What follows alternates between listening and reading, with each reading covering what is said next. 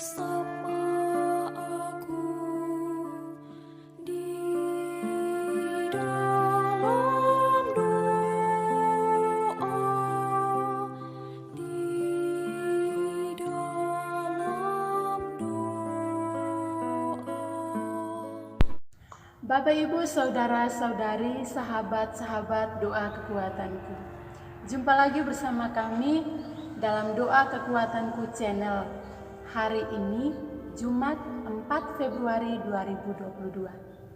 Doa bersama hari ini akan dibawakan oleh Suster Maria Sifra PRR dari Filipina. Dan sabda Tuhan yang akan kita renungkan hari ini diambil dari Injil Markus bab 6 ayat 11 sampai 29. Kita akan dihantar oleh Suster Maria Anuncia PRR dari komunitas PRR Yogyakarta untuk merenung bersama dengan tema Siap Menjadi Pewarta Kebenaran. Mari kita awali ibadah kita pagi ini dengan menyanyikan lagu Roh Kudus.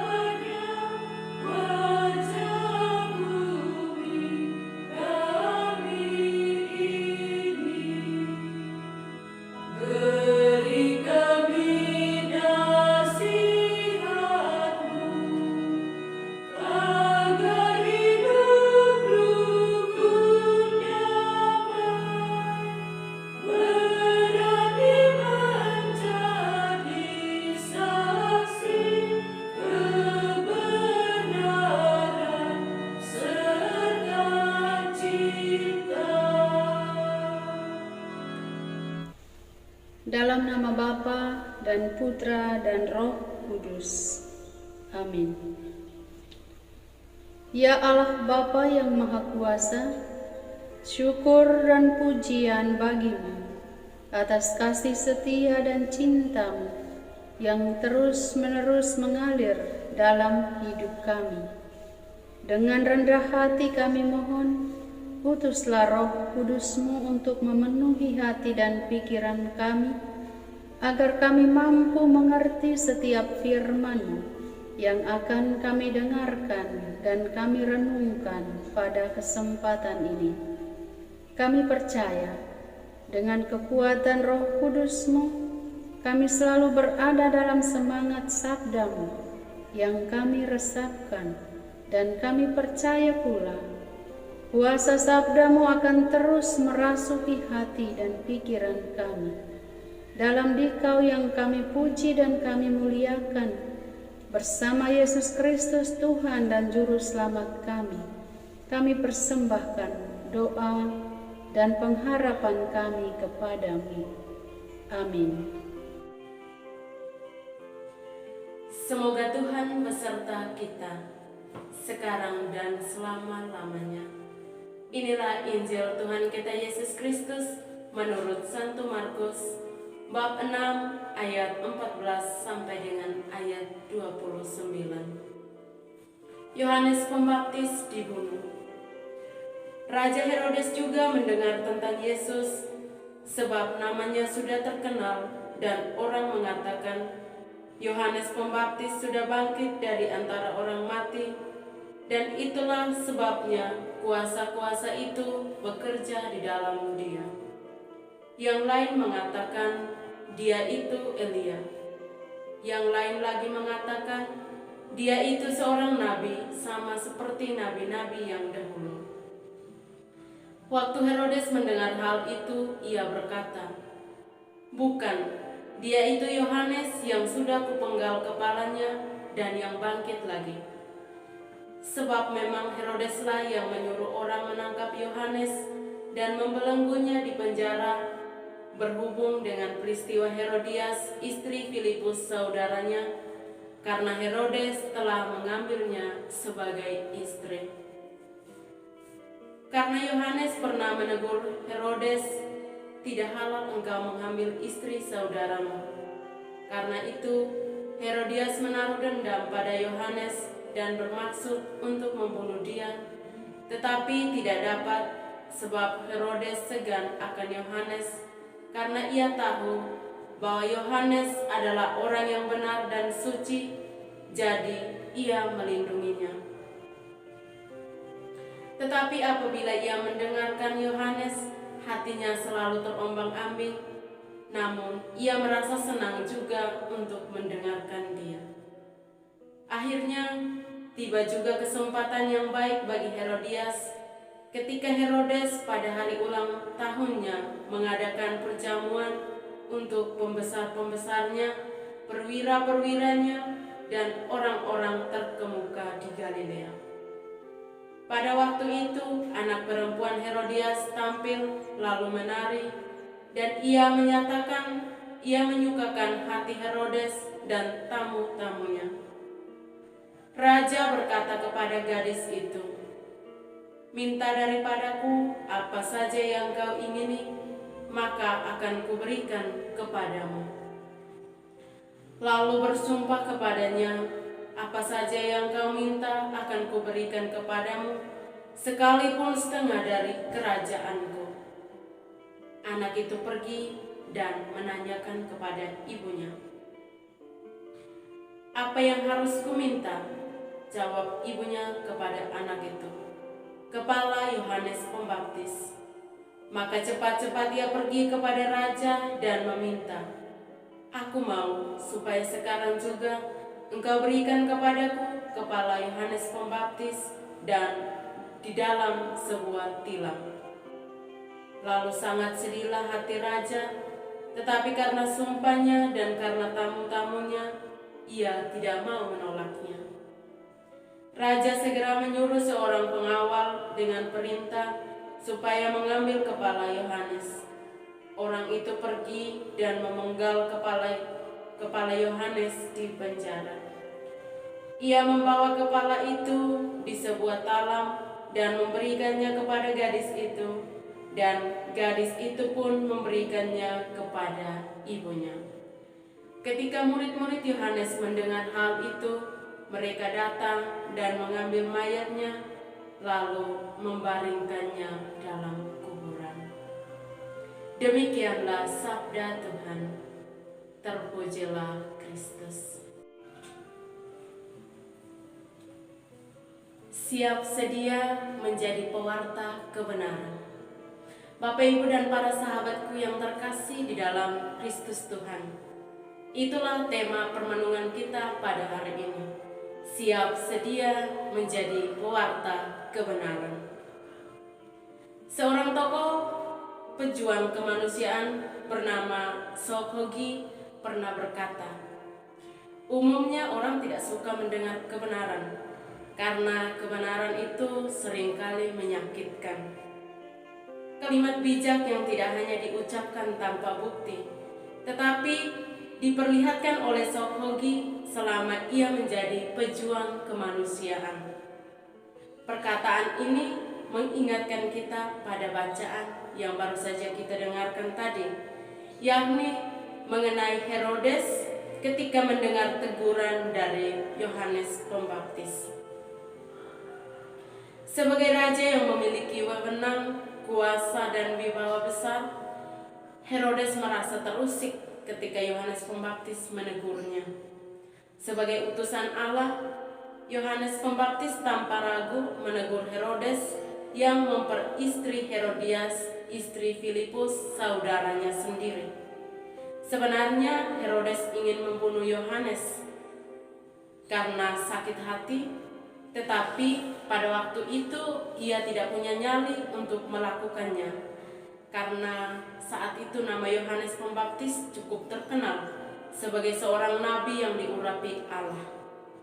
Dan akhirnya dendam Herodes pun terpenuhi ketika momen ulang tahunnya seperti yang kita dengarkan dalam bacaan tadi. Bapak, Ibu, dan para sahabatku yang terkasih di dalam Kristus Tuhan, kebenaran memang terkadang tidak menyenangkan, sehingga sedikit sekali orang yang berada dalam kumpulan tersebut.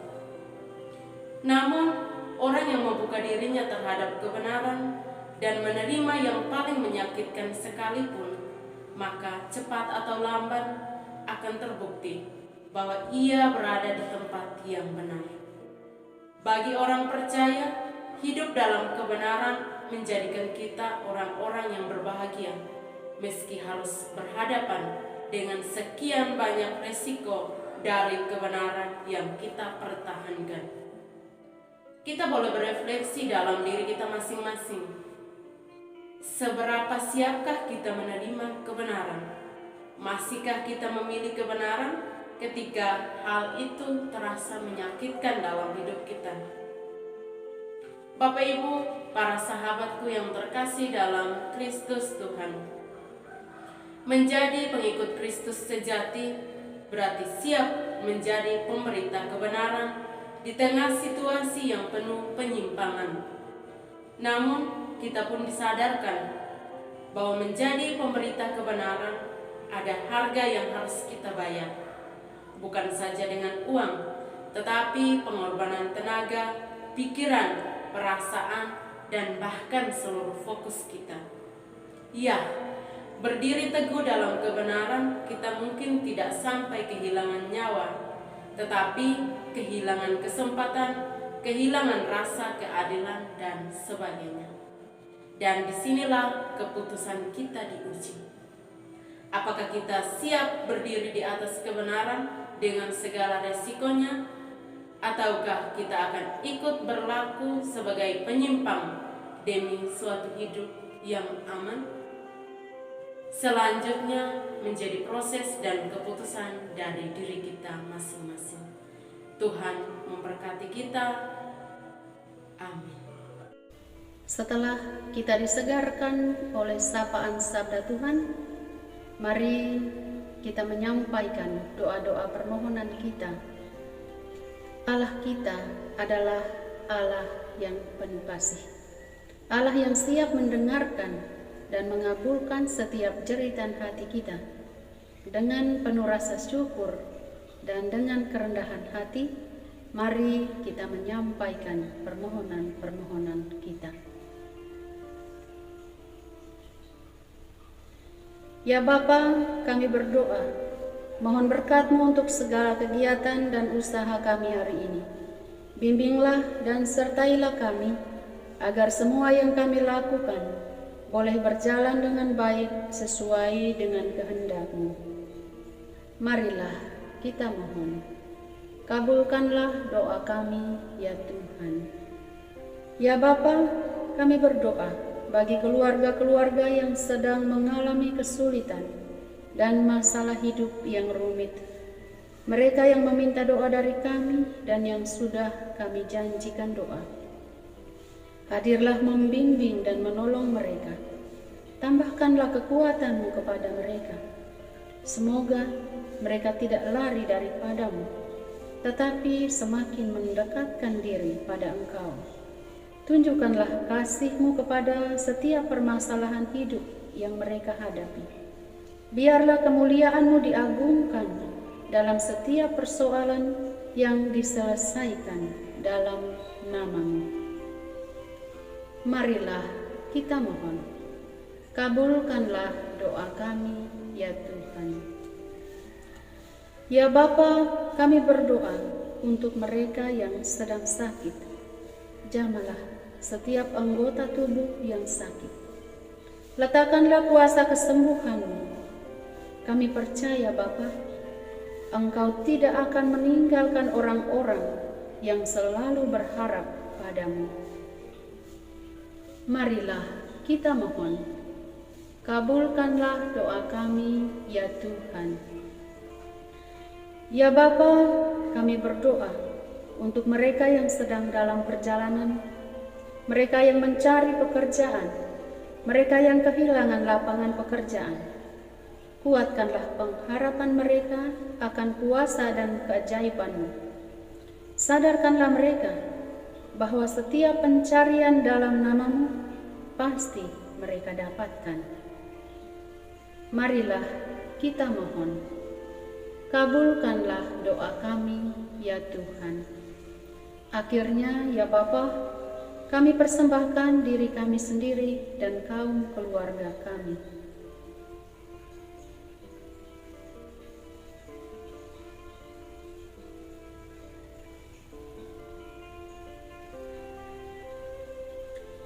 Marilah kita mohon, kabulkanlah doa kami, ya Tuhan.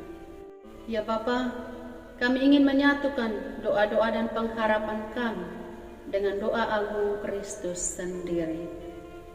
Bapa kami yang ada di surga, dimuliakanlah nama-Mu, datanglah kerajaan-Mu, jadilah kehendak-Mu, di atas bumi seperti di dalam surga. Berilah kami rezeki pada hari ini, dan ampunilah kesalahan kami, seperti kami pun mengampuni yang bersalah kepada kami. Dan janganlah masukkan kami ke dalam pencobaan, tetapi bebaskanlah kami dari yang jahat. Amin. Salam Maria, penuh rahmat, Tuhan sertamu. Terpujilah engkau di antara wanita, dan terpujilah buah tubuhmu, Yesus. Santa Maria, Bunda Allah, doakanlah kami yang berdosa ini, sekarang dan waktu kami mati. Amin. Yesus Kristus, anak Allah yang hidup, terang dunia, aku sembah sujud kepadamu, untuk engkau aku hidup, untuk engkau aku mati. Yesus Kristus, anak Allah yang hidup terang dunia, aku sembah sujud kepadamu, untuk engkau aku hidup, untuk engkau aku mati. Yesus Kristus, anak Allah yang hidup terang dunia, aku sembah sujud kepadamu, untuk engkau aku hidup, untuk engkau aku mati. Santa Maria Regna Rosari, doakanlah kami. Santo Yosef, doakanlah kami. Santo Gabriel, doakanlah kami. Santo Santa pelindung kami masing-masing, doakanlah kami. Terpujilah kiranya Yesus Kristus sampai selama-lamanya. Amin. Dalam nama Bapa dan Putra dan Roh Kudus. Amin. Terima kasih Bapak, Ibu, Saudara-saudari, sahabat-sahabat doa kekuatanku. Terima kasih telah hadir bersama kami dalam doa dan permenungan kita hari ini. Sampai jumpa lagi di hari-hari berikutnya. Jangan lupa untuk mendukung channel ini dengan cara like, subscribe, komen, dan tekan tombol notifikasinya. Kami akan selalu siap dan selalu hadir menyapa setiap hati. Terima kasih.